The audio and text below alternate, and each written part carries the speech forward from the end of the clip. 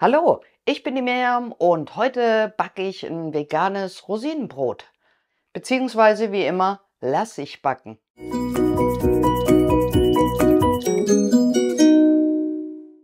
Das ist hammer lecker. Unbedingt nachbacken. Das vegane Rosinenbrot gefällt mir von dem her gut, weil jeder, der mich kennt, weiß, dass ich jetzt nicht auf so Ersatzprodukte stehe. Und ich glaube mal, dass, wenn es jemand nicht weiß, gar nicht merken würde, ob es jetzt vegan ist oder nicht. Die Zutaten sind überschaubar. Natürlich gibt es immer wieder Varianten. Die werde ich dir am Ende des Videos nochmal vorstellen. Dann kannst du selber entscheiden, welche Variante, oder bleibst da einfach flexibel, je nachdem, was du zu Hause hast oder wo deine Vorlieben sind. Backen wir es aber erstmal an. Los geht's. Für ein Rosinenbrot ist natürlich der Name Programm. Das heißt, wir brauchen Rosinen. Rosinen sind umgangssprachlich alles, was in die Kategorie von getrockneten Trauben, Weinbeeren einfach fällt. Für die getrockneten Weintrauben wird also der Oberbegriff mehrheitlich eben Rosinen verwendet. In meinem Fall für das Rezept habe ich jetzt Korinthen verwendet und noch ein bisschen Cranberries. 100 Gramm gebe ich hier rein, das ist optimal, finde ich, für diese Menge. Was ich jetzt hier noch habe, ist 40 Milliliter Orangensaft.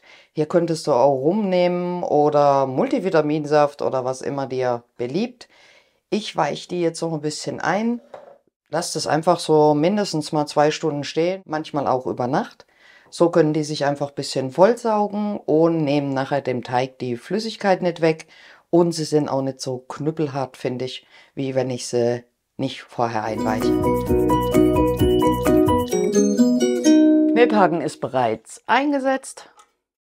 Ich nehme 300 Gramm Weizenmehl der Type 550 sowie 40 Gramm Zucker.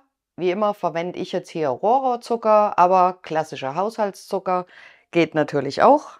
Und dann noch Gewürze. Hier habe ich mich für abgeriebene Zitronenschale entschieden. Das ist ein Viertel Teelöffel sowie ein halber Teelöffel Vanille. Ein Teelöffel Salz.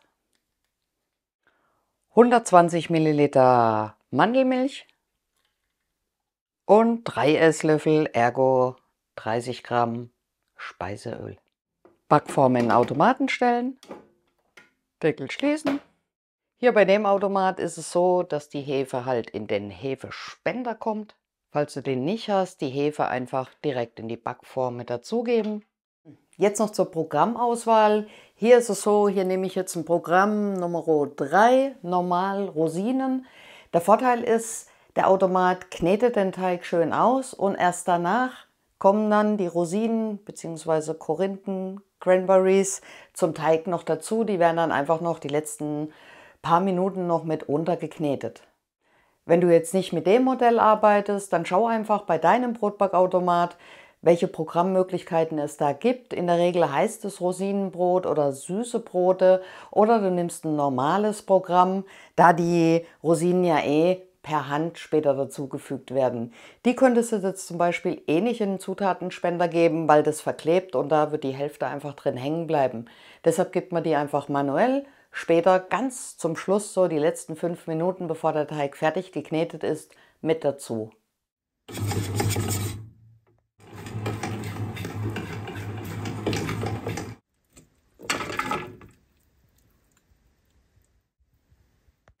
So, bei 3,8 ging bei mir jetzt der Zutatenspender auf. Dementsprechend war für mich das Signal, jetzt kann ich die Rosinenmischung dazugeben. Und jetzt rührt der Automat natürlich die Rosinen da noch unter. Jetzt lasse ich das Programm einfach ablaufen. Bis gleich. So sieht der Teig jetzt kurz vorm Backen aus. Lassen wir es zu Ende backen. Bis gleich. Während das Ganze jetzt hier backt, kommen wir noch zu den Varianten, die du damit erstellen kannst. Du hast eigentlich ein Rezept und 50 verschiedene Hefekuchen, die du damit zaubern kannst. Auch wenn das ganze Rosinenbrot heißt, so hast du natürlich die Möglichkeit, eine volle Bandbreite der ganzen Trockenfrüchte auszuprobieren. Angefangen, klar, von den Korinthen, Sultaninen, aber eben auch getrocknete Aprikosen, Pflaumen, Feigen, das einfach fein klein gehackt, kannst du genauso gut dazugeben, oder getrocknete Kirschen, auch eine sehr leckere Variante. Klar, statt Weizenmehl 550 könntest du jetzt auch Weizenmehl der Type 405 nehmen oder selbst auch ein Weizen-Vollkornmehl. Dinkelmehl funktioniert auch. Hier ist es wirklich so, dass du immer schauen musst, wenn du die Mehle austauschst, dass das Flüssigkeitsverhältnis einfach passt. Vollkornmehl braucht natürlich viel mehr Feuchtigkeit, Flüssigkeit wie ein helles Mehl mit einer Typenzahl. Deshalb ist es immer schwierig, da hundertprozentige Angaben zu machen. Bleiben aber bei der Flüssigkeit, da ist mein echt Nummer 1 Tipp immer: Halte immer ein bisschen Flüssigkeit zurück, fang langsam an, und wenn du merkst, dass der Teig noch ein bisschen Flüssigkeit braucht, schütt einfach noch ein bisschen nach. Das ist immer viel einfacher wie umgedreht. Zu den Tipps übrigens noch, hier findest du da oben noch ein Video. Da habe ich mal so kurz und knapp, glaube ich, das Wichtigste zusammengefasst. Flüssigkeit an sich, noch gutes Stichwort. Ich habe jetzt Mandelmilch verwendet. Hier könntest du natürlich auch Sojamilch oder Hafermilch, irgendein anderes pflanzliches Produkt verwenden. Das funktioniert genauso.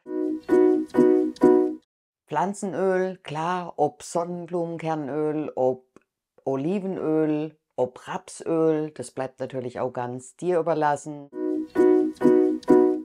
Bei den Gewürzen, da ist das Spektrum natürlich noch größer. Ob gemahlener Zimt, Orangenschalenabrieb, eine Prise Muskatnuss, Safran.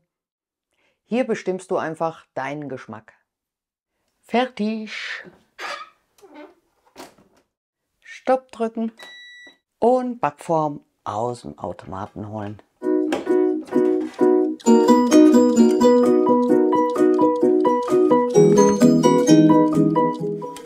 So, Brot ist fertig, ausgekühlt, können es gleich anschneiden. Was vielleicht jetzt schon auffällt, ist, dass der Rand richtig gut gebräunt ist, fast schon, man könnte sagen, ein bisschen dunkel geworden. Was daran liegt, dass ich im Moment sehr viele verschiedene Automaten in Gebrauch habe und bei dem definitiv gerade die Mindestmehlmenge von 400 Gramm unterschritten habe.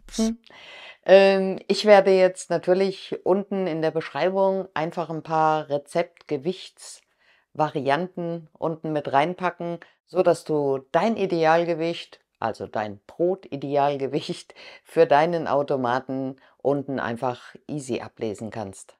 Schneide wir es mal an, denn die inneren Werte zählen. Das ist schön.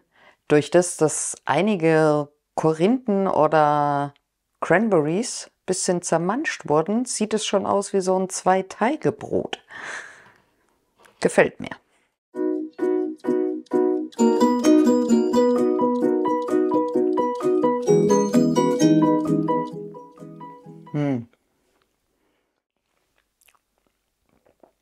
Das ist hammer, hammer, hammer lecker. Unbedingt nachbacken. In diesem Sinne, back's an. Ciao, tschüss. Boah, ist das gut.